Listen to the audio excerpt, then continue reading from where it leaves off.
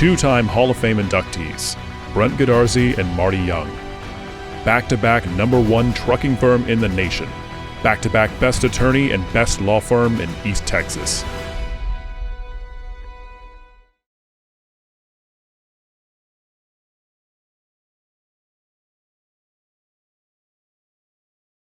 Hello, Buckeye Nation. Jeff Rash here. Welcome to the Gilmer's Coaches Show. I am joined today by the athletic director and, of course, head football coach, Mr. Alan Metzel. Congratulations, Alan, once again. Thank you, sir. What's our record now? 10-0. 10-0. That sounds beautiful. I knew what it was, but I like to hear it. There you go. It just has a ring to it. 10-0. There you go.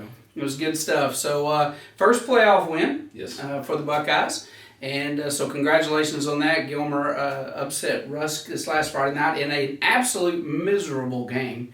And I bet that's hard as a coach to, I know y'all have gear on, but it is just terrible weather to be in, isn't it? It's nasty. Yes. Yeah. Does it make you want as a coach to just run the ball a lot, to just to get out of there faster? Does it affect your game calling at all? It doesn't. Now, I can't say that, like we talked about Maybank in 2007, I think that one we were ready to fast forward to the end of the game. Yeah. But no, I just soon score touchdowns. That as long as we're scoring touchdowns, you'll endure that. I'll endure it. Yep. So for those of you that don't remember, back in 2007, one of the first playoff games of the season, or maybe second or so, probably second round. We were at SFA, and it was like 30 degrees, sleeting, raining the entire game from start to finish. Whole game. And not just a little bit, a lot. Big raindrops. And the Buckeyes were done. They had finished in the fourth quarter. They were like, man, we just want to go home. And Maybank was driving, and if time hadn't expired, we'd have probably lost that game and got kicked out of the playoffs. It was a rough day. It was a rough day. So it wasn't. It could be worse. Is the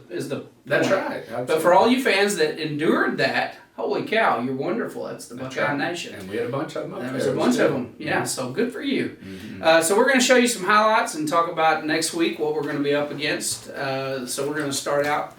First of all, in what was a pretty sloppy game, I think you'd say. What? No doubt. Did you see things? What did you see you didn't like, and what did you like before we started? And it's good. I think it's good to be honest. It wasn't our most efficient game by any means. We weren't offensively. We weren't as efficient as we'd like to be.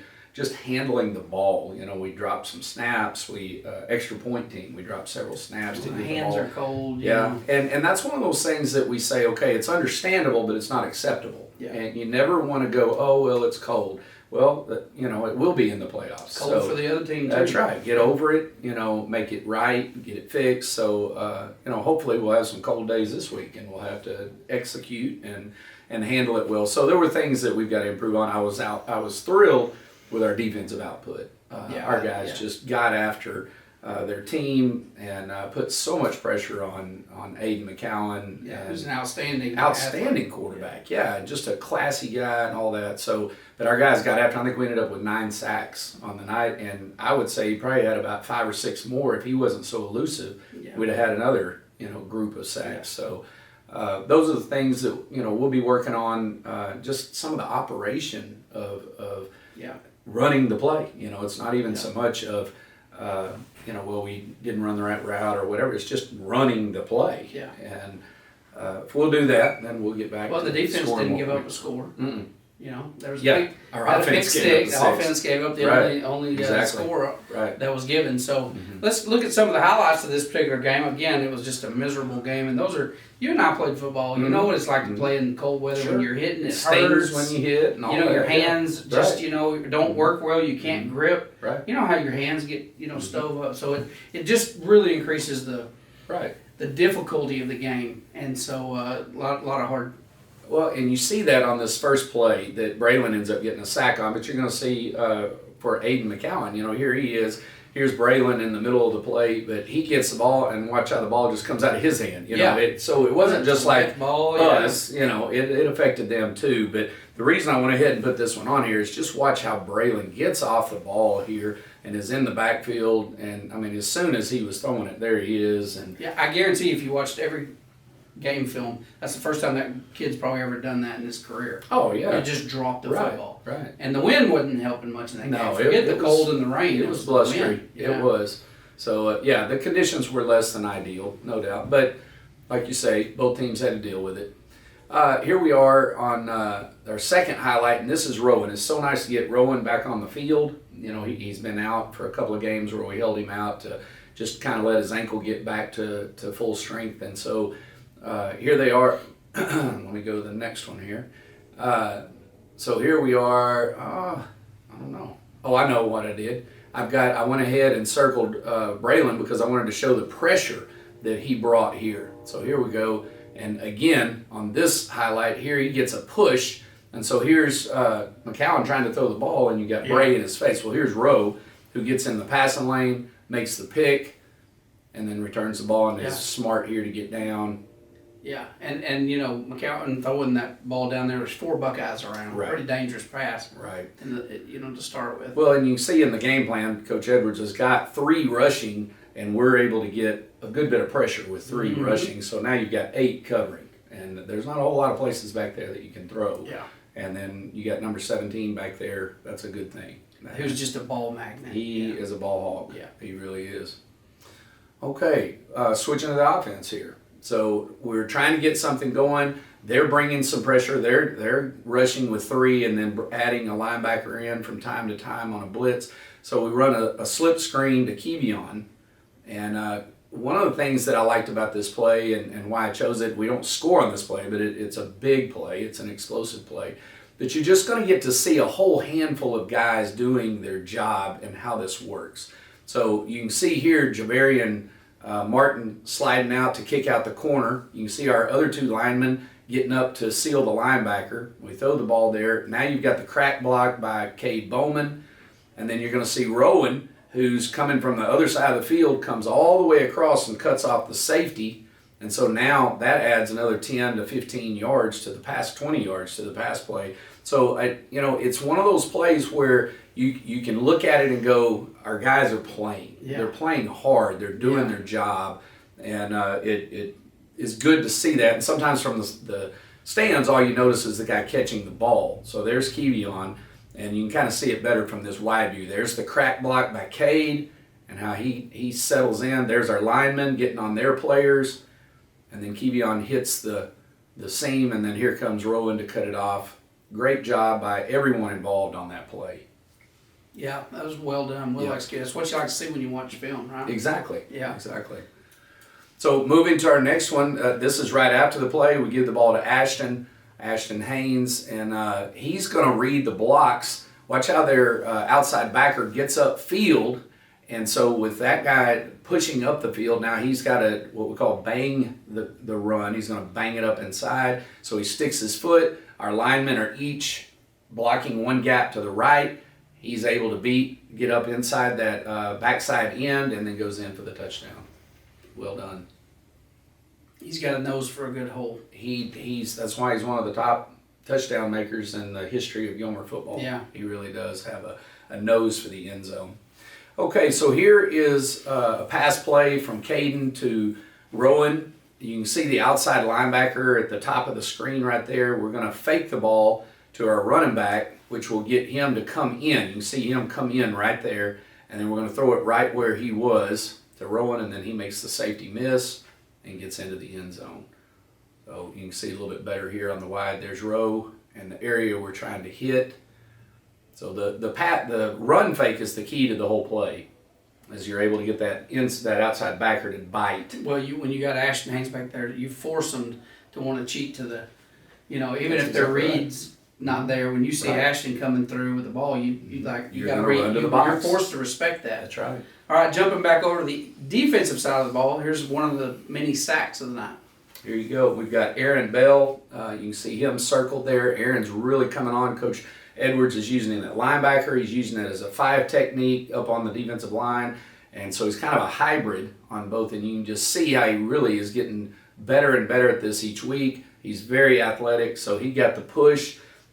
Seth Jordan and Braylon took up a couple of blockers. And then as McCowan tries to escape out of there, Aaron slides up, gets the sack. Yeah, it's pretty rough night for McCowan overall. He got hit on a lot. Seth Jordan, we've been saying his name a lot for the last, the whole season pretty much, but just especially the last, 5, 6, 7 games. But here's Seth Jordan recovering a fumble, which he's recovered several fumbles. You just have to be at the right place. He's very right opportunistic. He does a great job of playing technique. And because of the way he plays technique, he's positioned by his posture and so forth so that when he's where he's supposed to be and the ball is in a place on the ground, then he's able to get to it quickly. Yeah. So really good job by him. And you see him, he's right here, he's reading the offense, right? It's like the read zone. Manna from heaven right here. Exactly. Yeah. So they're reading him. Well, it's in one of those things where is he taking the running back or is he taking the quarterback? So he's kind of got him in that no man's land. They try and pull it, ball's on the ground. Like you say, it drops right in his lap. His lap. That's pretty good. Very he happens to be at the right place at the right time quite often. That's right. Here's another sack by Connor Dunn, who, by the way, also has been really coming on the last 4 or 5 games. Absolutely. He's doing a great job of putting pressure on the quarterbacks. You see him here getting a push. Quarterback steps up, and then he brings him down. So I thought in the game, our defense did a really good job of tackling in the open field. You know, I don't know if you noticed that or not, but at the times that they did make it out, they were able to just get people down, and that's pretty important, especially when you get in the playoffs. Here's another interception by Rowan. There you go. Again, the defensive line's going to get pressure. Here comes Aaron. Aaron just shoves the guard back. Just pushing them right back. That's right. So now when the quarterback's throwing it, your helmet is not very far from his hand. Which it hurts your visibility. Absolutely. You tend to throw high. Chris Guillen is playing linebacker. I've got him circled. He's going to tip the pass right there, and then there's Rowe right behind it. So you saw 1, 2, 3, 4, 5 Buckeyes close to the guy they were trying to hit. We get the tip. Rowe brings it back. Now we're down on the 15-yard line. And you can see that water just splash up. You know, exactly. When it went down, I remember seeing that during the game. Mm-hmm. And then this was one of the highlights of the whole game. This is Ashton's touchdown where he is just like a missile seeking the end zone. You know, they were loading the box a good bit, and I just told him, I said, Ashton, you're just going to have to put it on your shoulders and make a guy miss and go score because they're adding that extra guy. He just nodded and said, okay, and that's what he does. Keep in mind, this was right after we had a whole series of 3 and out, 3 and out on both sides of the ball. Absolutely. 3 and out, 3 and out, 3 and out, 3 and out. You know, it was just like nothing was going for either team. That's right. So you get the pick, and this is the next play. Yeah. And he goes and puts it in the end zone to extend it. So it was a big play for us. Good job by the lineman getting a hat on a hat, receiver staying on his guy, but Ashton just wasn't going to be denied. No, he was just keeping those feet driving, which he does so well. Last one we're going to look at here is what kind of ended it with his Amaro, who's been arguably, if he's not the most outstanding defensive player we have, he's definitely top 3. No doubt. I mean, the guy's just incredible. He is. I was looking at the number of tackles and where he ranked in there, and he's up there in the top. I mean, Seth Jordan's up there, toward the top. Braylon's obviously toward the top. Rowan's toward the top. He is. Rowan makes a lot of tackles. But Omero's right. I think he's number 2. I think you're if right. I'm not mistaken. I think you're right. And he does it forcefully when he does it. Yeah. He's tough. He's probably 150 pounds, maybe 160. He's not much. Maybe 160, but buddy, he plays like a 220 pounder. He plays hard. That's right. Other coaches, they're like, man, that number 3, he is something, and they're right. He's something else. You can see here his job early in this was to be physical and set the edge in case they ran outside. So he's getting the edge set. Well, now he sees it's not a run, so he drops into his curl zone, and he just keeps, as the play stays alive, he stays in his area, gets under the outside route, picks it off. Yeah. That takes a lot of discipline. Yes. People don't, when you see a quarterback rolling like that, you think, okay, he's going to run. Your natural instinct is to come up. Right. And like right here, he looks like, but to stay back there and cover the flat, awesome job. It takes discipline because you just instinctually want to go to the ball, right? So it's kind of hard. Right. So anyway, another good win. It was sloppy, I know. Correct. But hey, you walked out with a W. Take the W. Moving forward. And so let's talk about going forward. This next week, second round of the playoffs, Gainesville in Mesquite Memorial Stadium. That's the one with the big tower. So if you can't find it, look for the giant cell tower or Eiffel Tower or whatever. Right, it looks like the Eiffel Tower. Yeah, it's a big one. Huge. So what are we looking at for Gainesville? Very talented group. A lot of athletes, quarterback driven. They run a lot of the same type plays that Rusk ran. A lot of spread, doubles, and trips. They'll bring a fullback or H-back back into the backfield.